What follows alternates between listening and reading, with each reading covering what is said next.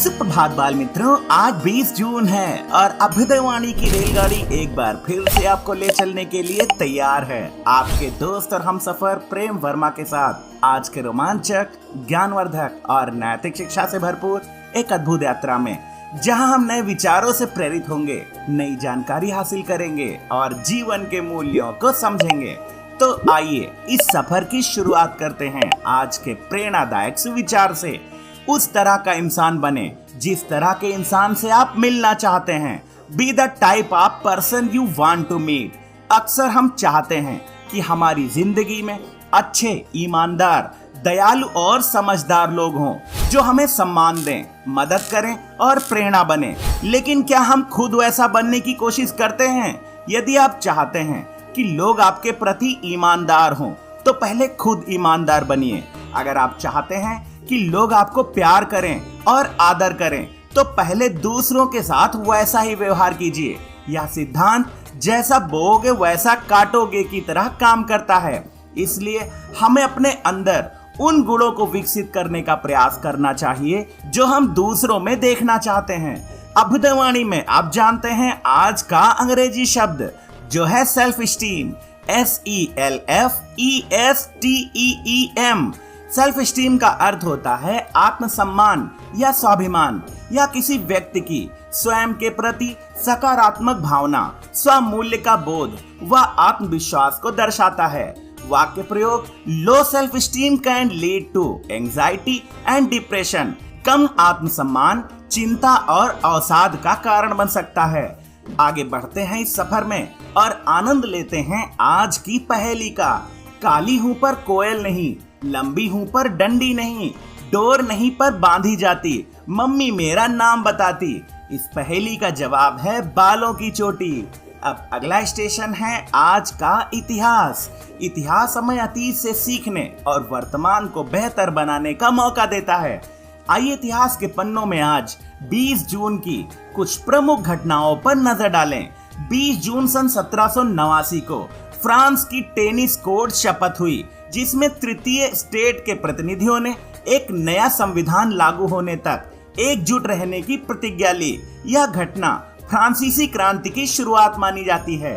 20 जून सन 1837 को मात्र 18 वर्ष की आयु में रानी विक्टोरिया ब्रिटेन की महारानी बनी, जिनका शासनकाल ब्रिटिश साम्राज्य के लिए स्वर्ण युग कहा जाता है। 20 जून सन 1869 को भारत में किर्लोस्कर समूह की स्थापना कर औद्योगिक विकास की नींव रखने वाले लक्ष्मण राव किर्लोस्कर का जन्म हुआ। 20 जून सन 1877 को अलेक्जेंडर ग्राहम बेल ने दुनिया की पहली वाणिज्यिक टेलीफोन सेवा शुरू की, जिसने वैश्विक संचार को नई दिशा दी। 20 जून सन 1887 को मुंबई का प्रसिद्ध विक्टोरिया टर्मिनस, जो अब छत्रपति शिवाजी महाराज टर्मिनस CSMT के नाम से जाना जाता है, जनता के लिए खोला गया।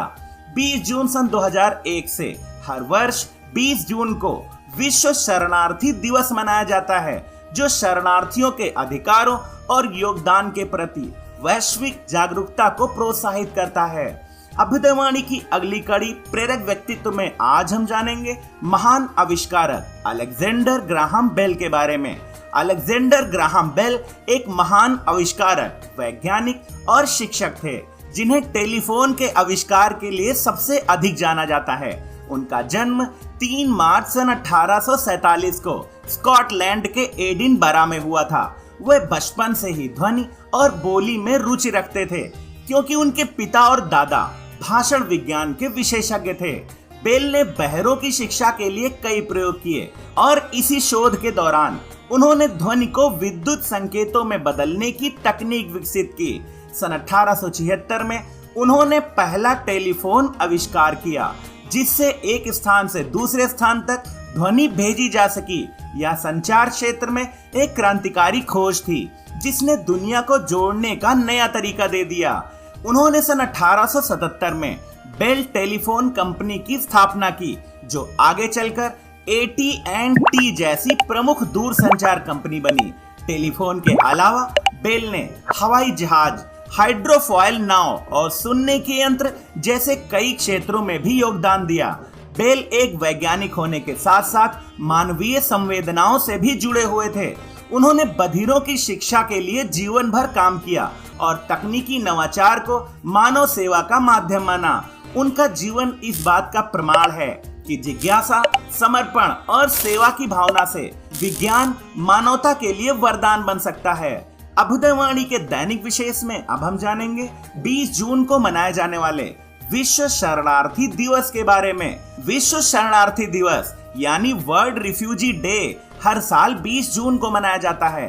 यह दिन उन लाखों शरणार्थियों के संघर्ष, साहस और सहनशीलता को सम्मानित करने के लिए समर्पित है जो युद्ध, हिंसा और भेदभाव या प्राकृतिक आपदाओं के कारण अपना घर परिवार छोड़ने को मजबूर हो जाते हैं। इस दिवस की शुरुआत संयुक्त राष्ट्र द्वारा सन 2001 में की गई थी, जब संयुक्त राष्ट्र शरणार्थी उच्चायुक्त कार्यालय UNHCR की स्थापना के 50 वर्ष पूरे हुए थे। शरणार्थी अपने मूल देश में सुरक्षित जीवन जीने में असमर्थ होते हैं और उन्हें नए देशों में शरण लेनी पड़ती है।